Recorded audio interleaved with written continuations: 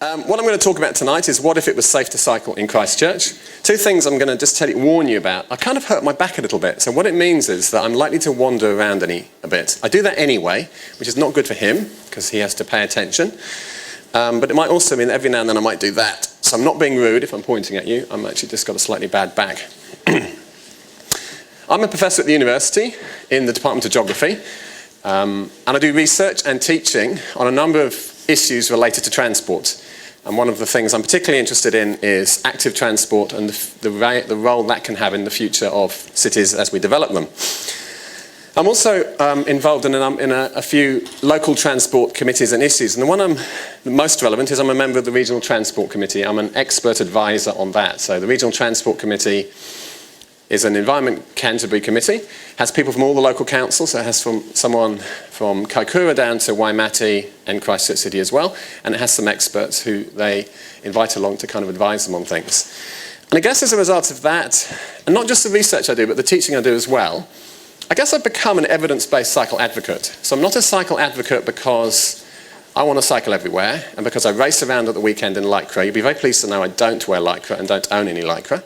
I'm an evidence-based advocate because everything I've studied and everything I've been involved with locally means that I've ended up concluding that we should be investing more in cycling. That to me, it's a no-brainer. And so what I'm going to do tonight is talk to you about some of the evidence. The other thing is I've been in Christchurch for 14 years, and I plan to be here a lot longer. I'm also a commuter cyclist, so I cycle to work every day, which means that our family only has to have one car, so that saves some money, and it stops me getting enormously fat as well, which is handy. I'm also a husband and father, and so I'm very aware of what the cycling environment could be for people other than myself. Because the reality is I would probably cycle whatever, but I would like the environment to be appropriate for my wife and my two kids, who are currently 8 and 11. And there's an organisation that promotes itself, and it's called 8 to 80, and it says we should have an environment that is safe for people between the ages of 8 and 80 to be able to go out into the environment without a car. And so I'm a big advocate of that, and that's partly my own experience of going out with my kids, seeing my 8-year-old occasionally do slightly silly things, and thinking, thank goodness, he's not on his own on a busy road. So that's kind of my background, where I've come from. What I'm going to do today is kind of answer these 4 questions, and I'll jump around in how I answer them. But the first one is, what if it was safe to cycle? And really that question is going to tell us what would be the impact if people felt it was safe to cycle. What would Christchurch look like? How many people would cycle? What would be some of the impacts on New Zealand and on Christchurch? What will come out of that is that you'll start seeing, I think, that we answer the why question, that it becomes obvious why we should make it safe to cycle. Because if we can make it safe to cycle, to me the benefits are so great that it becomes a no-brainer. The third one is, how do we do it? Now, I'm not going to talk long. I'm not an engineer, I'm a geographer. Some of you will have come to Glenn Curry's talk earlier this year, and he talked about the engineering and what we can do. So I'm not going to try and do that, but I'm going to talk in one slide very, very simply about what the key thing is we should be doing. And I'm going to answer the last question, when should we do it? There's been a lot of discussion recently about extending the program of building the 12 cycle lanes out from 5 years to 8 years. So I'll just reflect on how should we do it. Does it matter if we wait for 20 years to do it, or do we need to do it in a different time frame? And I'll give you some explanation for that. A little bit of context. This is probably the best indicator of how many people cycle we have is the census. We have other surveys, but this is the one that's the most reliable. It's regularly collected, normally every 5 years. So what we can see is, back in 1986, we had over 10%. It declined till 2006, and the last census showed a slight increase. Now, some people would argue that's amazing when you bear in mind what the cycling environment is like at the moment, or what it was like in 2013. It was not friendly for cyclists. The counter is, of course, that it was worse for car drivers, so that might have been an incentive. The reality is this increase was replicated across a lot of New Zealand. And I'll talk to you a bit later about how this change is not inconsistent with what is happening in the rest of the world. Something that most people don't know is happening. That we've actually reached the point where people are using cars less. And yet it is a fundamental assumption that drives transport policy in this country and a lot of countries. And it's an incorrect assumption. The other bit of context, this is a guy called Roger Geller, who I had the pleasure of meeting a couple of years ago. He is a cycle planner in Portland. And he did some research in Portland, and he concluded there are 4 types of cyclists. What you have is this very small group who are strong and fearless. And those people will go out and they will cycle anywhere, and they don't care about traffic, and they probably are the people who bungee jump, and they're probably the people who kind of jump off mountains with little parachutes, because they are strong and they're fearless, and they kind of have not much fear. There's nothing wrong with that. It's not me, but there's nothing wrong with that. But that is a very small proportion of people. So what you find in cities where there is no infrastructure and there is lots of traffic, you will get about 1% of people cycling. You're unlikely actually to go below 1%, because those people will always cycle. The next group is called enthused and confident, and that is anywhere up to about maybe 10% possibly. And these people will cycle if there's a little bit of protection afforded them. Painted white line on the road is not bad, it's kind of useful. And what you see is in Christchurch, we're somewhere in here. We're actually at the top end of it. So we've got 7% plus 1 or so. We're actually pretty close to the top of this. What this means is that we will not go above this. I can pretty much guarantee we won't get above 10% unless we do something to make it safer. Because the big group of people we're interested in are these. 50 to 60% of people say they are interested in cycling and they like the idea of it, but they're concerned, they don't feel safe. These are the people that the type of infrastructure that Christchurch is talking about investing in, and I think is going to invest in, is targeting at. We're trying to get these people.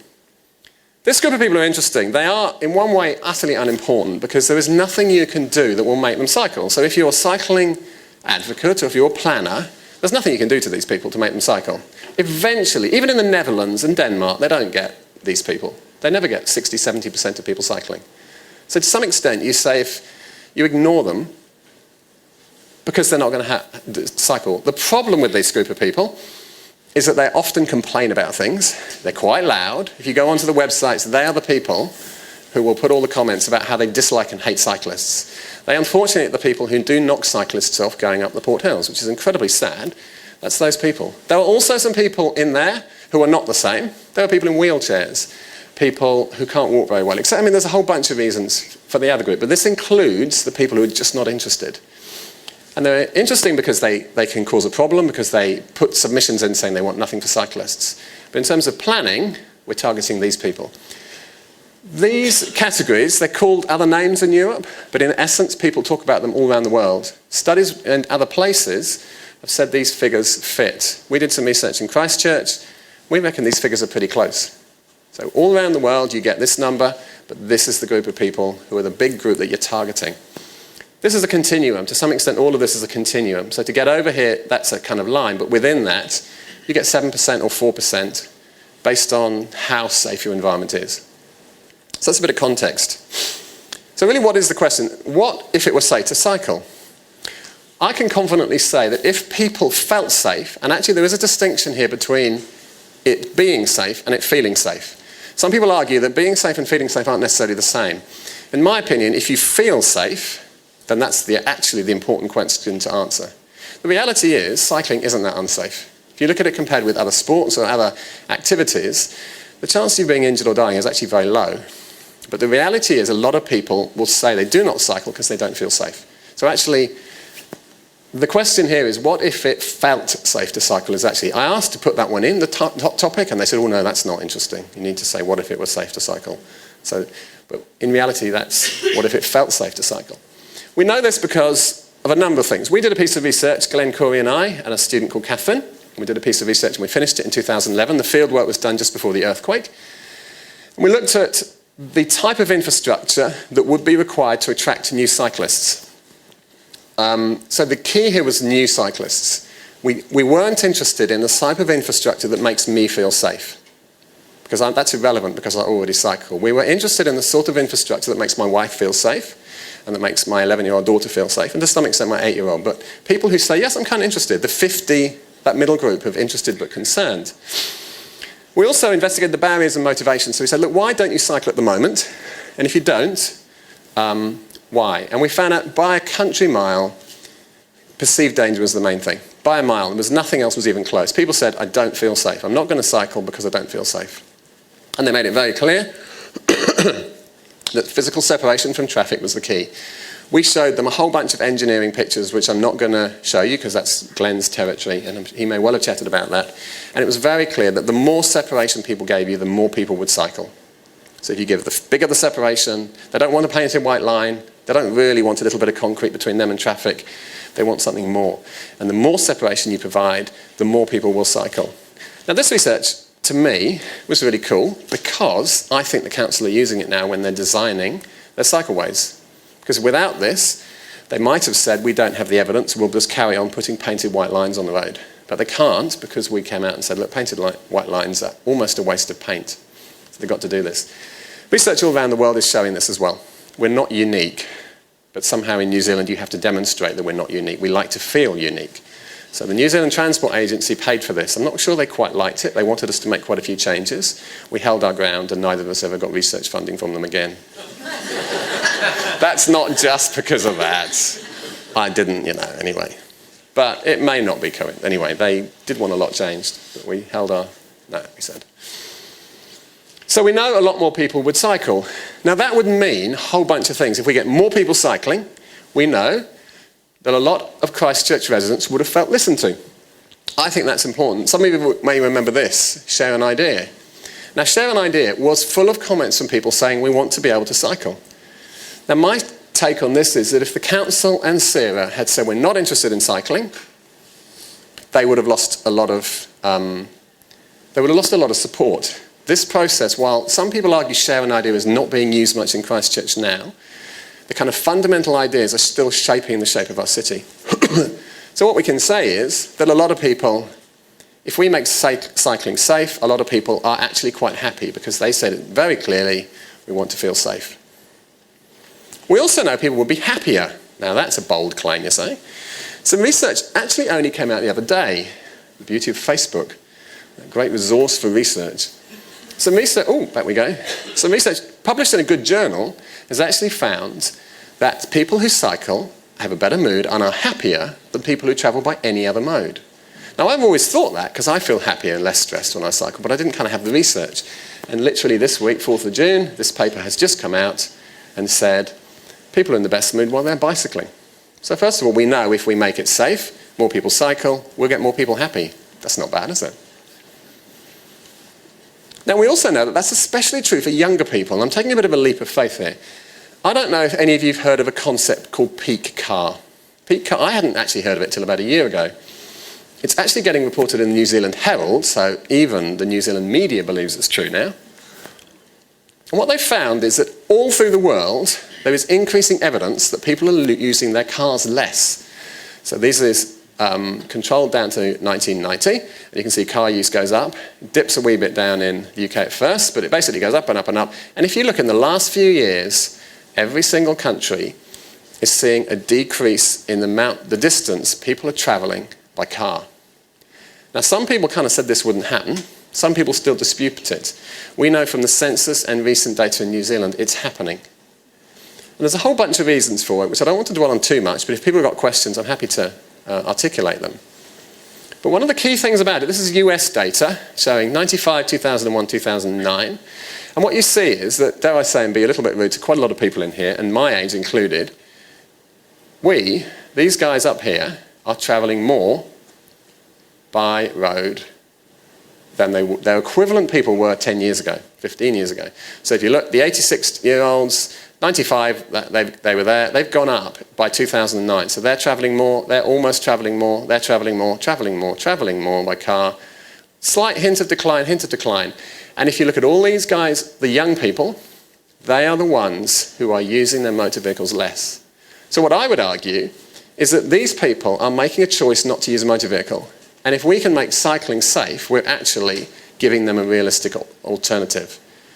And there's a whole bunch of reasons, some of which are very much focused on youth. But to me, what it says is, young people are saying we don't want to use cars, therefore we have to provide good alternatives. And one of the good alternatives we know from around the world is safe cycle infrastructure.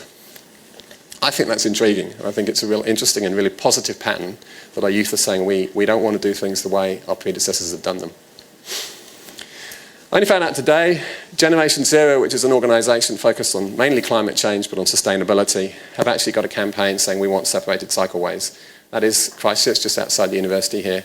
They're saying we don't want this doesn't work, we want this. So it's starting to be seen amongst young people who are actually saying, look, they're starting to join the dots and say, we want to change and we want this, which I think is really encouraging. If it was safe to cycle, we'd reduce congestion. Many of you will have seen these sorts of images. This is one from Australia, filmed in Canberra, I think, and it shows how much road space a full bus takes, how much road space a whole group of cyclists take, and how much road space a bunch of cars take. What obviously you can conclude from that is if we can get more people cycling, clearly the roads become less congested. Now that's particularly good for a number of reasons, one of which, of course, is that it actually means that people who choose to drive get freer road space. So the huge beneficiaries, ironically, of curing congestion are not me, because I cycle anyway. They're not Dave Kelly, because he cycles anyway. We don't actually benefit from people investing in cycle infrastructure. My wife benefits a lick because she thinks I'm a little bit safer. But the reality, statistically, I'm reasonably safe. The people who benefit are these people who choose to cycle who weren't cycling before. And real beneficiaries are people who then say, I really have to use my car because the roads are freer for them to drive around faster. Plus, if you have less cars on the road and more cyclists, you don't need to spend as many millions of dollars on road maintenance and building new highways. The argument for building major highways is the roads are full. When we put big trucks and big vehicles on roads, they make a mess of them, they destroy them. Bikes don't do that, so bikes are much cheaper. It's much cheaper to maintain a bike route or bike infrastructure than it is a road. And the reason this is important is that currently, although this was 2012-2015, the government's funding package for transport was $12 billion over those years. And most of it, they very openly said, are focused on these roads of national significance. And a generous 0.43% was for walking and cycling. What's interesting is I was at a conference last week and quoted these figures and someone said, they've changed. So if you go to 2013 to 16, it's gone up to 0.5, I think. Now, of course, ready for this one? This is going to happen at the next election. The government will say, we've increased it by nearly 20%. What they'll say is, but we've increased transport funding by 20% to all of 0.5%. So that's jolly generous. If you look at the Christchurch Transport Plan, so the Christchurch City Council has all these plans for cycling and walking. If you look at the Transport Strategic Plan, they said the problem is we've got all these nice plans, but funding for anything to do with public transport, cycling and walking is going to be heavily constrained for the first part of the recovery period. Basically, they're saying there's no money. This is the big part of funding money for transport. 0.43% of it is eligible for cycling. That is a big problem. And to me, it's a problem based on artificial assumptions. It's based on assumptions that we're going to all use roads. And the reality is, peak car tells us that we're not. And we're declining our use of the roads. I don't know if the government know that, so if anyone knows them, please tell them. I don't think they've understood or heard of the concept of peak car. We would also reduce carbon emissions and our reliance on a decreasing supply of oil. I'm not an expert on climate change and peak oil, but the reality is that the domestic transport contributes 42% of carbon emissions and 17% of all carbon emissions. One carbon dioxide and all carbon emissions. So kind of it helps with these things. There are people who don't believe them. Irrespective, it does help them both. And I think they're both real problems. But as I say, I'm not an expert, so I don't want to dwell on that too much. We would reduce levels of air pollution. We know these are indicative numbers. Don't question and say, I'm sure it's not 90 or 2. I'm sure it's slightly different. These are indicative ones. But we know there's a whole bunch of pollutants that are associated with traffic. The reality is if you get more bikes on the road and you get cars off the road, you're going to have less pollution. How much, we don't know. There's been some research and it's very difficult to identify the magnitude. In the context of Christchurch, of course, in winter time, this is the important pollutant, and it is, despite what everyone says, mainly coming from wood burners. And I'm happy to have a debate about that afterwards, but I don't think this is the forum to have that at all. We know from the recent report done in 2012, which tried to work out how many people are dying from different forms of pollution. This research done by Gerda Kuschel, which updated some earlier research I was involved in, says, look, 45 adult Cantabrians a year are dying from traffic pollution. Not all pollution, just the traffic component. Said in Canterbury, because it's difficult to get the figures from Christchurch, in Canterbury there were 47,000 restricted activity days. They are days when people can't go to work, they can't go to school, or they can't do what they want because of air pollution. And it costs $126 million per year in Christchurch. So that's PM10 from traffic.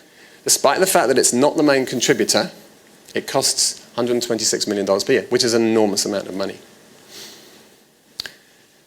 Some people say, oh, well, fuel efficiency. Our vehicles are getting so much fuel, they're getting so many more kilometres out of a litre of fuel, that's going to solve all these problems, and eventually we'll have electric vehicles. Fuel efficiency is a bit of a myth. This is some figures from the US. I assumed that. The problem is that they are taking less time to go really fast, so this is indexed to 1980. They're getting heavier, the horsepower is getting greater, and what that means is the fuel economy is pretty plateaued. There's actually very little evidence that show that on average, admittedly this is American data, and it may not apply to New Zealand, but on American data, there may be a hint of something happening here at the end, but over time, most people would have assumed that our vehicles would become more fuel efficient. But because we want them bigger and faster with more horsepower, they're actually not. We're still using the same amount of fuel, which I think's pretty unforgivable, to be honest. We would reduce personal pollution exposure. So when we talk about air pollution, I'm talking earlier about the amount of air pollution in the area. We did some research on the amount of air pollution you're exposed to, so the quality of the air around you. And these are some pollutants.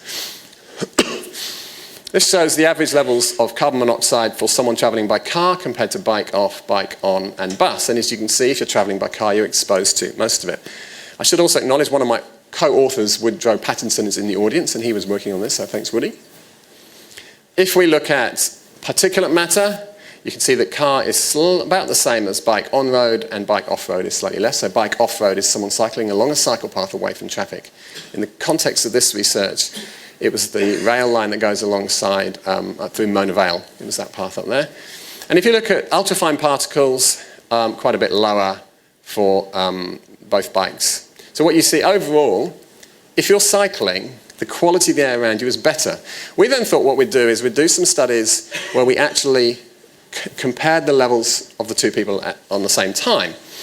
So this is the cyclist who went on the road. They followed the bus and car route up Papanui Road. And the darker the colour, the higher level of pollution. And a person doing it exactly the same time, you can see they have some peaks. So this is for ultrafine particles. There's a few peaks when they interact with traffic, but largely their pollution levels are a lot lower.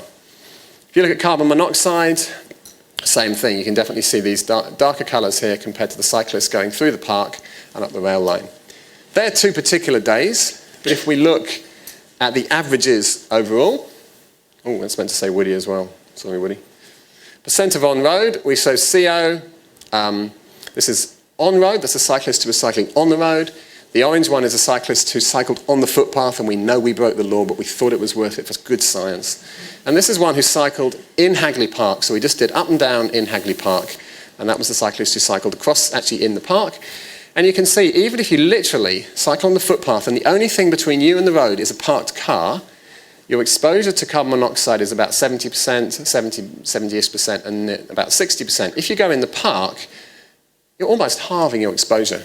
So this very strongly says it's worth putting cyclists away from traffic. Now what this does not include is the fact that as a cyclist you breathe harder because you're exercising. Now we didn't measure that in people, but we know that that means particularly these ones will probably be fairly similar in terms of dose, the amount you're getting into your lungs. But we just measured exposure, which is the quality of the air around you. So we know that cyclists are exposed to less pollution than other road users, and we actually know that a relatively small amount of separation actually makes quite a significant difference. So you don't have to take cyclists a long way away. A few metres and you drop their pollution exposure quite significantly. If it was safe to cycle, what we'd see, and it's because we know that currently we only have those kind of keen cyclists, we want to get the interested but concerned, we'd get a much more diverse range of bicycles, and we'd get a much more diverse range of people who rode them, and we'd particularly get more women. So who currently cycles in Christchurch? Generally, we see a lot of these people. We see people in Lycra going very fast, or we see people cycling on the hills or on the beach. I was at a conference last week and I presented a paper from one of my students, Helen, which said that this is the stereotype most people think of when they think of a cyclist in Christchurch. And unfortunately, it's a very negative stereotype, and it has ramifications. Increasingly, we're seeing more people like that. But the reality is they're still riding something that looks a bit like a mountain bike, and of course they have to wear a helmet. What I'm going to show you in a minute is some types, so the bikes. So what we see is most people ride a bike that looks something like that. Not everyone, but most people. What we might start seeing, what we're starting to see, is bikes that look a bit more like this. These are actually bikes designed to be on the road. So they're easy to get into, step through. They have covers for the mudguard. They have a place you can put stuff on the back. Some will have a basket on the front. So if you go to Europe, you'll see far more bikes like this. And you're increasingly starting to see these. And what you'll see is that as we get more people cycling, you get more people using this. We also get more functional bikes. Now, one of the things I'm going to show you a range of bikes from parts of Europe and North America. One thing you'll notice is nobody wears a helmet. New Zealand and Australia are the only two countries in the world that insist on us wearing a helmet. I'm happy to answer questions about helmets, but I don't want to get detracted at the moment. I'm just pointing it out that none of these photos are taken in New Zealand, which is why they haven't got helmets. You see people with kids, all sorts of kids and dogs, and then you see multiple people on bikes. That is not that uncommon. You also see cargo bikes, so bikes that are designed to carry stuff. So here's a couple of examples from Europe. And they are, again, not uncommon at all. There are a few in Christchurch. You do see a few of them. And an increasing number, certainly more than I saw when I first came here 15 years ago. Here's a guy going to the World Cup in 2010, taking his girlfriend to watch the football. I quite like this. There's the baby in the buggy and the mum, and the guy's having a beer. And there's a slightly older lady with her cargo bike, and there's this kid just having fun. And interesting, the kid has got a helmet, which is interesting. You also see a more diverse range of people. So you see people who look like they're kind of glamorous. They're not wearing lycra and dressing up for the weather. There's a guy with his dog, which I thought was quite interesting. A lady with her mum, a lady in a Muslim thing, I don't know what they're called, I should do. Here's a family going along, I think, and a guy having his drink. This guy was in Holland. I went to see my brother-in-law who lived there, and I saw this guy, and I thought, I've got to get a photo. So I whizzed ahead, stopped, ready to get a photo, and then he was actually much faster than I thought, so I kept having to kind of miss him. I had to do it about 3 or 4 times, and it got to the point where he assumed I knew him, because he waved. So I got this great picture of him looking at me like he's my grandpa and he's waving. So he was just having a ball. And the reality is that's not uncommon. He wasn't the only guy I saw like that, but he was the best because he smiled. So this sort of range of people you see, you just don't see in Christchurch at the moment because that's not what people feel comfortable cycling in the conditions that we currently have. If we make it safer, people will feel that that's the sort of thing they can cycle in. You don't see lycra, you don't see day glow, you don't see helmets, and people aren't kind of dressed for battle. So people go out in much more glamorous clothes. They go out for dinner, they go to work quite happily. They tend to cycle a bit slower because they're different sort of people. They're not those fast people. They're there too, but they're a very different kind of clientele of people who choose to bike. But at the moment, they're not people who bike in this country because they don't feel safe to do it. The other thing is that you become the situation of gender equality. So these are some countries. Australia has very low cycling rates, the US does, slightly higher in the UK, etc., etc. Denmark is very high in Copenhagen, but actually the rest of Denmark is not as high as Copenhagen. And so the country that does the best is the Netherlands. And when you get lots of people cycling, you get lots of women cycling. So in the Netherlands, 55% of people who cycle are women. Now, there's a heap of evidence that says as you make cycling safer, more women feel safe to cycle. Now, that is good for equality, that is good for women's mobility, etc. There's a whole bunch of reasons why that's really desirable. And the reality at the moment in this country is we're probably down here. I should probably know the number, but I don't. We're probably down there around 20%. And that disadvantages women who would like to cycle, so we can change that. If it were safe to cycle, I would strongly argue, and there's a heap of evidence coming out for this. The evidence for this is now becoming overwhelming. 5 years ago, it was lacking. And so people could say at the time, oh, it's not good value for money, it's just a little tiny group of people, we don't care about them. Now, people are doing the research looking at the economics. They're saying, how much value do you get if you invest some money in cycling? So now we can claim very confidently that we're making very economically efficient investments decisions. Now, to me, that is kind of national party language. Because the current government, and many governments around the world, are obsessed by economic efficiency. Now, I think this is the argument anyone who's interested in cycling should now be having with them. Because they can't turn around and say, we're not interested in economic efficiency. Although, of course, they did when they argued for one of the roads of national significance that had a benefit cost ratio of 0.2. They said, oh, it's not economically efficient, but it's strategic. So we've got to work out and make these strategic as well. The top one I want to talk about first, this is some work by Alex McMillan. She's a public health physician was in Auckland, currently in Dunedin. The rest of her team are incredibly eminent academics, some of the best people in this country. The research they did said transforming urban roads over the next 40 years using best practice physical separation, so that's the main thing we're talking about, on main roads and bike-friendly speed reduction on local streets would yield benefits 10 to 25 times greater than the cost. For every dollar you put in, you're going to get back between $10 and $25 in payback. They are incredibly cost efficient. So the money you get back from the benefits, and I'll talk about the main ones in a minute, are enormous. This study looked at the review of the cycle demonstration towns in the UK. Cycle demonstration towns was a project that the government had there. They said, we will invest $5 per person if the local council will invest it. And they got a number of towns, so six of them. They assessed afterwards how much benefit, and they said for every $1 invested, you got £2.59. Now I suspect they were probably a wee bit conservative, because it doesn't quite fit with these. This was a review done by Nick Cavell and others, and they looked at 16 economic evaluations. They reviewed 16 economic evaluations of projects that looked at walking and cycling and said, what are the cost benefits of them? And they came up with a ratio of 5 to 1. So every $1 put in, you got $5 of value. Now these benefit cost ratios are enormous. Most road building schemes struggle to get 2. As I mentioned, one that the government know about and they're carrying on with has a benefit cost ratio of 0.2. So for every $1 they get in, they get 20 cents of value back. So if you just look at it economically, bike projects are incredibly good value. Another angle to that is there's now an increasing body of evidence looking at local businesses. And what happens at the moment is if someone says to a business, we want to put a cycleway outside your shop, or we want to take car parking out and put cycle parking in, they go, oh no, we'll lose business. So there's this perception amongst businesses that you have to have car parks right outside your shop. New York City, some of you may have heard Jeanette Sadiq Khan on Campbell Live, and I think she was on a couple of radio shows. So she was at a conference I was at last week. She then came to Auckland and did some talks.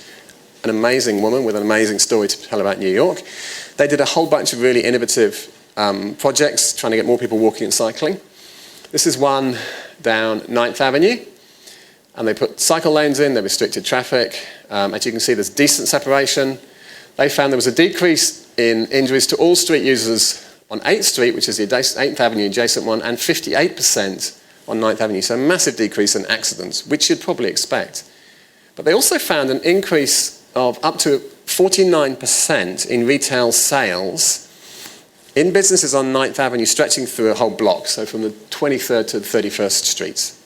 And they said the rest of the borough demonstrated a 3% increase in retail sales. So what they said is if you had your business on this street where they put this cycle infrastructure in, you found an enormous benefit to retail. What they've now got, excuse me, what they've now got is people saying, please put this stuff in outside our shop because they've seen it working. I saw a really interesting example. I was in Adelaide for this conference and chatted to one of the planners who sadly used to be at Christchurch, but he felt that we weren't quite going in the right direction. He's doing this amazing project in Adelaide.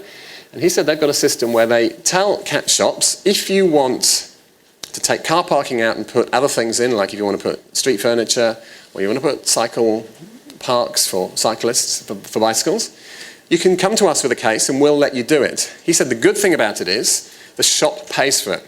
So it doesn't cost the council anything. He said the state government are doing a similar scheme, but the state government are trying to do the whole street and they're paying for it, and it's costing them hundreds of thousands of dollars. He said that it's like they haven't learned. The reality is, all around the world, shops are saying, we want better stuff in front of us because we're now seeing the economic benefit. Roger Geller said in Portland they have a waiting list of shops that want to put cycle parking outside their shop. So it's amazing things happening all around the world that show that local businesses actually make more money when they have cycleways and cycle infrastructure outside their shop, which completely is opposite to what they think is going to happen. This graph, average customer expenditure by mode of travel and type of establishment. It's research being published in a magazine, is in a journal in the US, so it's evidence from the US. The two numbers, a whole bunch of numbers, which you can have a look at if you want, but I want to just point out two. On average, this is an auto, so if someone drives by car, on average per month they spend $61. On average, a cyclist spends $75. So again, it kind of adds to it. This is much more than just one street, so the criticism of the previous example might be it was one street. This is a whole range of projects. And they said, look, cyclists spend more money. So if you're the local business and you want more money, you should campaign to get cycle infrastructure put in place outside your shop because it's good for business. If it was safe to cycle, cycling would actually become safer. So if people perceived it to be safe, actually what you find is it actually does become safer. This compares some figures for the Netherlands, Denmark, Germany, the UK and the US. The numbers in white are cyclists killed per 100 million kilometres, cycled, and the black one is cyclists injured per 10 million kilometres cycled. To some extent, the index doesn't matter. The key point to note is that the two countries where lots of people cycle have far lower rates of injury and fatality than the countries like the UK and the US where very few people do.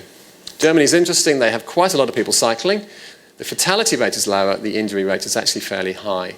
But these are the two countries where lots of people cycle. So again, what it shows is that the more people you get cycling, the safer it becomes for those people.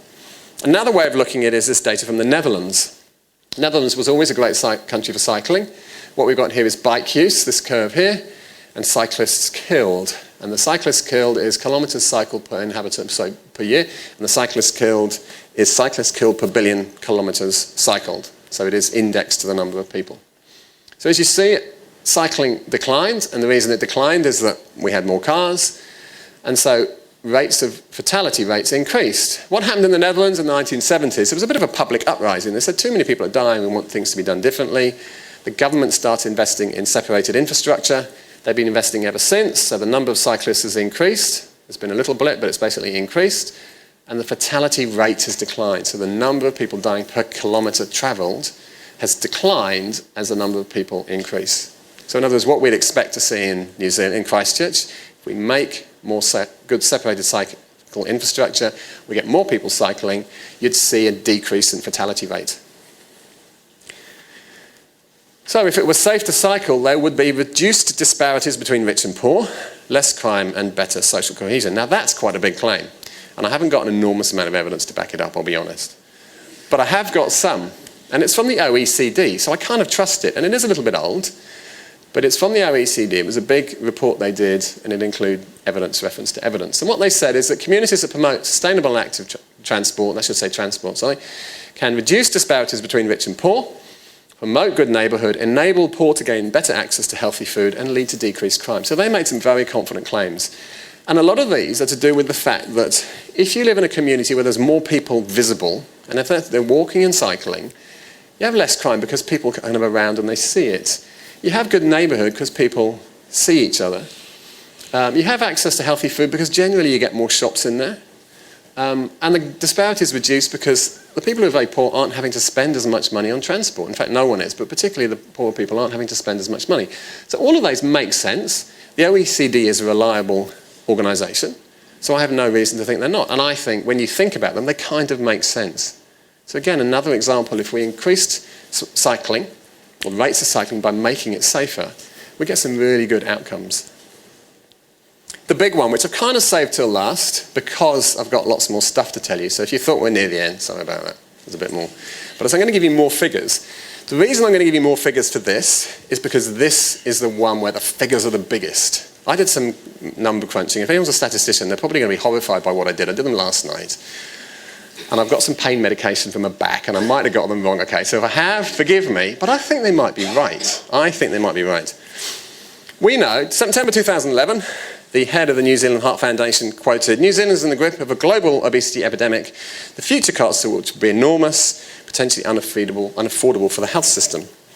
Only last week, I had this lovely picture of this gentleman in the press, I hope he was paid well, and it said, "New Zealand's obesity epidemic has reached crisis levels, health and nutrition experts say." We are now in the top 4. We have been in the top 4 for a while, but Australia and New Zealand, I gather, are the fastest. We are getting fatter faster than anyone else, which is not a great claim to fame. I guess for New Zealand, we're not best at the world in many things. Rugby, obesity, not so good. Anyway, what's interesting is most of this article in the press and most of the report says we've got to do things about food. We've got to make people eat healthier food. I think it's interesting that they said they got, quote, some health and nutrition experts. They could have got a transport person to comment, perhaps. This is a quote from a professor at Otago Uni who says, "Taxing things which promoted excess wealth gain is important." But then he also said, higher taxes on vehicle fuel could also go to expand walkways and cycleways, with a study from Oregon suggesting that cycle infrastructure is very cost effective. I'll talk about that in a minute. Not only does increased active transport help promote and control obesity, it may also be good for mental health, reducing air pollution and reducing high greenhouse gases emissions, which is some of the stuff I talked about. This report came out 2 days ago. Good timing for me. Medical Association responded to those figures, and they said there's a whole bunch of things we've got to do. So they talked about more nutrition, stop food marketing, tax sugary drinks, blah, blah, blah. And then down here, make urban environments support physical activity.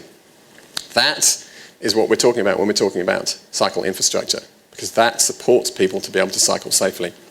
A lot of other stuff. I actually think that's the best one. I think that's one that they can do without controversy, although I'll talk about some of the issues that might crop up. But that, at least the medical association is acknowledging that urban design is part of the solution to the problem. And I think the medical industry hasn't generally got on board the urban design bandwagon much, and I think they really need to. These are where I've kind of played with figures. A paper came out in 2012 using 2006 figures. It said in New Zealand, in healthcare costs alone, obesity costs $622 million per year. So every single year, obesity costs $622 million. Plus, between $100 and $222 million in lost productivity, according to how you measure it. And they had two ways of measuring it. I didn't understand either, but I don't think it matters. If you extrapolate down to Christchurch, and I admit this is dodgy, but if you assume that Christchurch has the same rates of obesity as the rest of the country, which I almost guarantee it doesn't, New Zealand's obesity rate is 33%. We know from the data that it is higher amongst Pacific people and Māori. So it's probably low in Christchurch. But let's assume for the minute that it's the same, because I didn't have that data. That equates to $64 million. If we look at these figures, as New Zealand proudly just below Hungary, it's ironic, isn't it, that Hungary has lots of obesity. United States clearly championing the lead. In fact, I think they're extending their lead. I want to just point out the Netherlands. So Netherlands is actually on 11.4%. We're on 33%. If Christchurch's obesity rates dropped from 33% to then the Netherlands rates of 11.4%, I reckon we'd save $50 million a year in Christchurch. Now that is an enormous amount of money. If you think we're currently planning to spend about $9 million a year on building cycleways, and if we could get to here, we could save 50 million. It kind of puts it into context. If we only got to 20%, we'd save 30 million. And if we only got to 25%, like twice the rate of the Dutch, we'd save $20 million a year. Now, they are really seriously big numbers. And if you think, if we could hypothecate that and say, well, we're going to save that, give us that money now, government, and we'll spend it on cycleways. You might say, well, what's the link between cycling rates and obesity? Is there any evidence that that is linked to obesity rates? This graph some of you will have seen. I still think this is a really neat graph.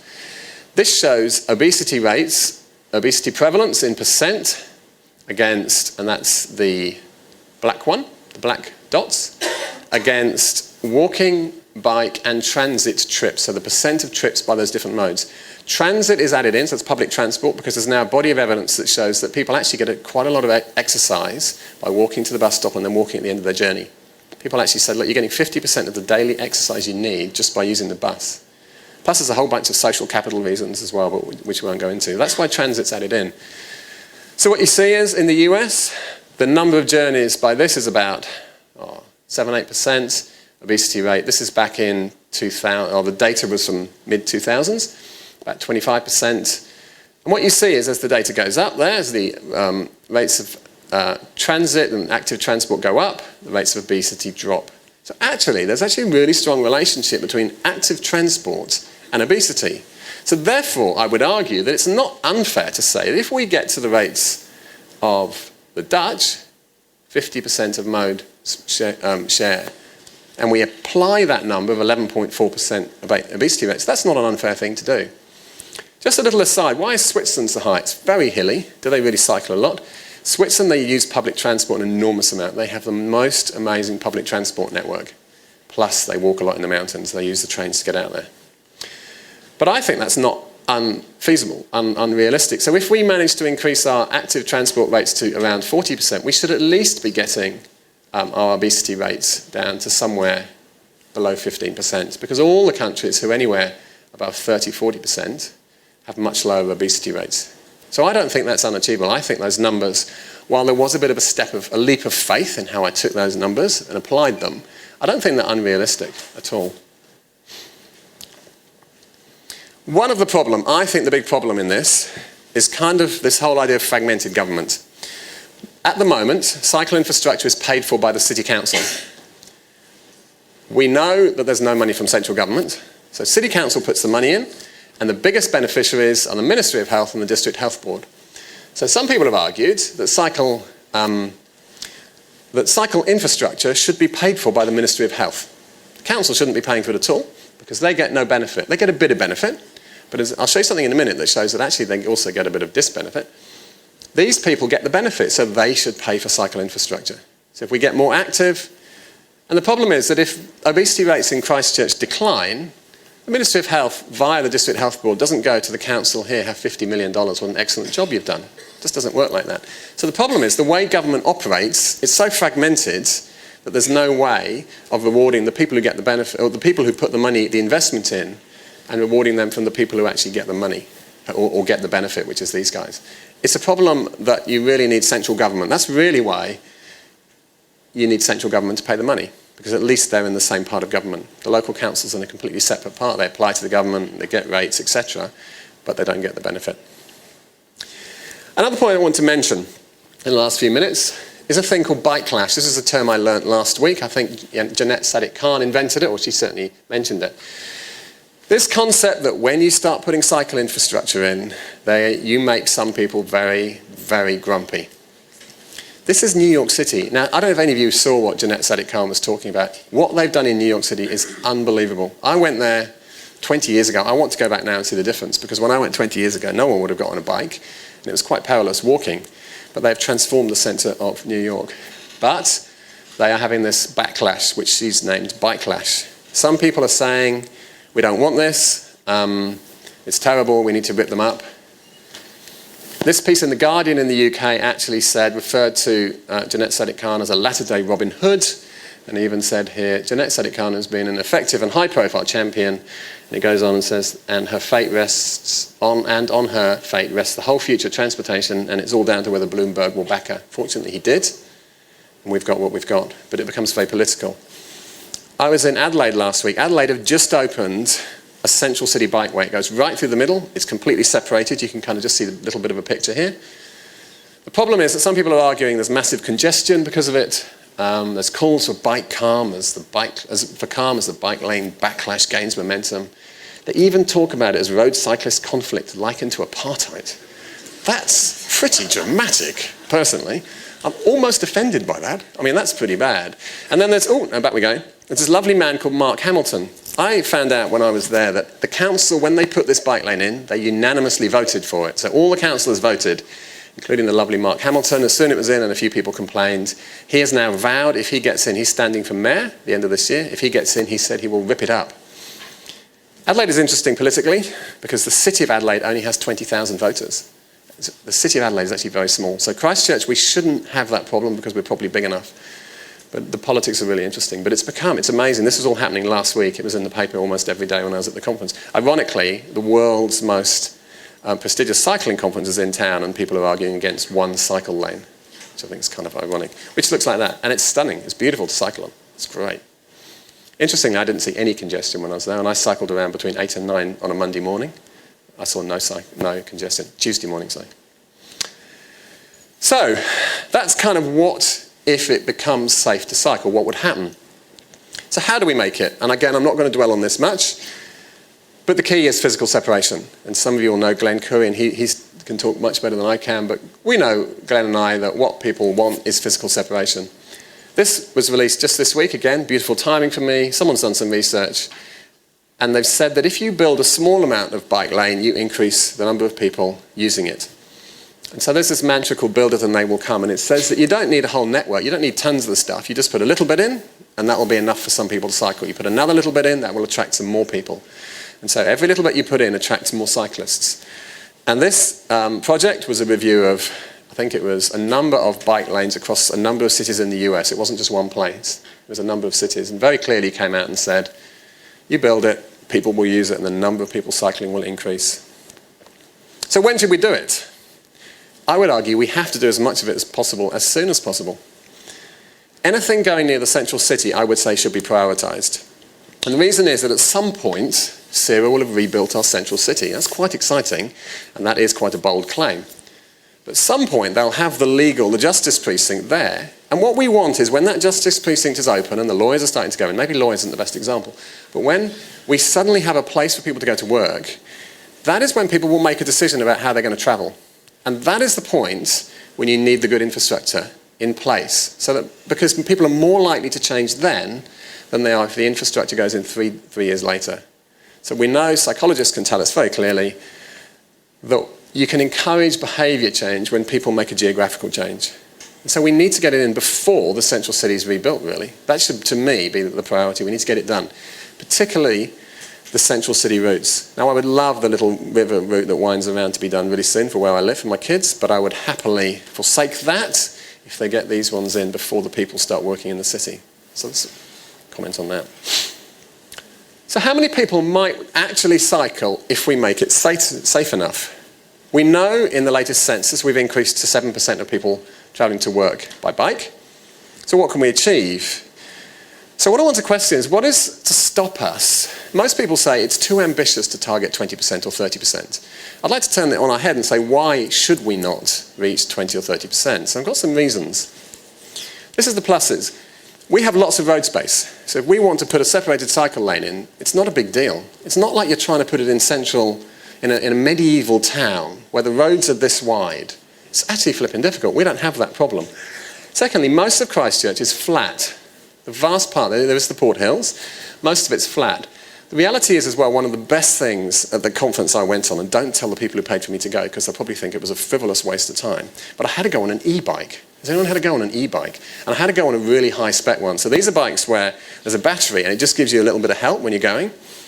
And so I just whizzed around and I'm hardly pedaling and you just belt along, you go really fast, which actually I think is a little bit dangerous, but of course they're really good for people who live up the hill. So you can cycle along the flat, you get to the Port Hills, and it helps you go up the hill. So actually, I think they get rid of this problem. And the technology of them is amazing, and they're really advancing very fast. Despite some of the inclement weather we've had, generally, Christchurch has pretty good climate. It never gets as cold as it does in Denmark or Holland. Yes, we get a bit of wind, but generally, it's not that bad. Most of the days are dry. You wouldn't believe it this week, but most of the time they are. The reality is that most of us take very short journeys. Christchurch, if you look at the urban boundary, most people live within 10 kilometres of the centre of the city. So we're not massively sprawled. We're not like Auckland, where some people really would say, I live too far away to cycle. Most of us probably live close enough to cycle to work. We also know that actually people quite like cycling. So when you ask people, do you like cycling? People say yes, particularly in Christchurch. We've got quite a fondness for it. We have a little bit of infrastructure. We have a little bit, not an enormous amount. But the best part, of course, is we are just about to invest in 12 cycle routes that will get us around, which will be great. So there's that commitment for that. So they're the things that make me think there's no reason why we can't target 30% of people travelling to work by bike. What are the minuses? Well, people say it's dangerous, which we know is the big barrier, which is why if we get physical separation in, we get around that problem. People will always say low population density. Low population density, the problem is not it creates distance problems in Christchurch. Low population density is a problem in really big cities like Melbourne and Auckland, Adelaide, where low population density means people are really spread out. In Christchurch, with roughly 350,000 people, we are all actually still close to most of the things we want to go to. The problem with low population density is that you don't have the same number of taxpayers to generate the revenue. If you've got a very highly dense city, you get more people who can pay for the infrastructure.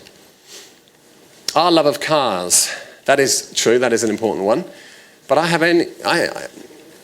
can't imagine that we love our cars any more than many of these other countries. Do we love our cars more than people in Portland and New York City, Bogota, London? I don't know if we do. I think culture can change. We know from the Netherlands, culture changed. So I think yes, we do love our cars at the moment, but if we put good infrastructure in, I think you'll see that people actually do quite like using their bikes. This is a big problem. There is, of course, no money to spend on it. We are relying on the council, and when the council say we're going to spend $70 million, it goes out for public consultation. Meanwhile, the central government is spending $6 billion on roads of national significance. So there is no money for investment in the place where it's needed, which is the central government, big pot of money, because that's being spent on other things. If you look at every city in the world that's done good things, they've had very bold leadership. Jeanette Sadik Khan at the conference last week said she went in one day. Interestingly, she said just before an election, a few months before an election, and she said to Michael Bloomberg, I want to do this. And he said, you know, that might mean I don't get elected. And she said, I know that. And he said, but it's a good idea, we'll go for it.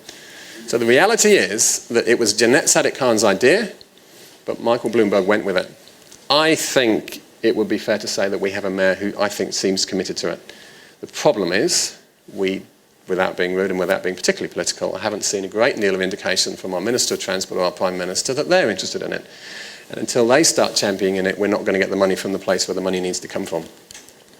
That relates to that one. There is absolutely no indication at all. But wait, they will say 20% increase in cycle funding from 0.4 to 0.5%. Don't be fooled by it. There is no real central government interest. They haven't given any indication they're remotely interested in investing in cycle infrastructure. So finally, investing in cycling is actually really good economically. The payback, particularly in health benefits, is enormous. It's a really, really sound investment. And that's the argument that people haven't been able to make. They weren't able to make it 5 years ago because there wasn't enough data. We now have increasing amounts of data to be able to say that it's really good economics. We know, though, that safety is the main barrier. Without a doubt, it is the big problem. So if we don't fix that and we don't make people feel safe, we're not going to get anywhere.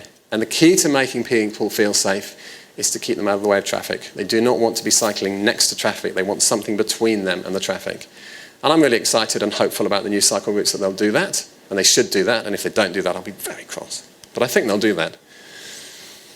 And the reality is, I think I can confidently say that if we provide safe cycling, a safe environment for people to cycle, we will see a boom in cycling rates with multiple benefits. I feel really confident because all around the world, people are seeing that. I don't think it's a fanciful thing to say. I actually genuinely don't see any reason why, if we keep investing in this cycle infrastructure, and hopefully we start doing it faster and we do it with more central government money, there's no reason why we can't get 30% of people cycling to work. I can't see any reason. Someone might give me one. We do need that, though. That is absolutely crucial. If you look anywhere around the world, that is the key. And it has to be. It can't just be locally, or it can't just be nationally. It has to be both. And at the moment, we're not getting that. I don't want to be too political, but I've seen no evidence whatsoever of that at all. So any questions?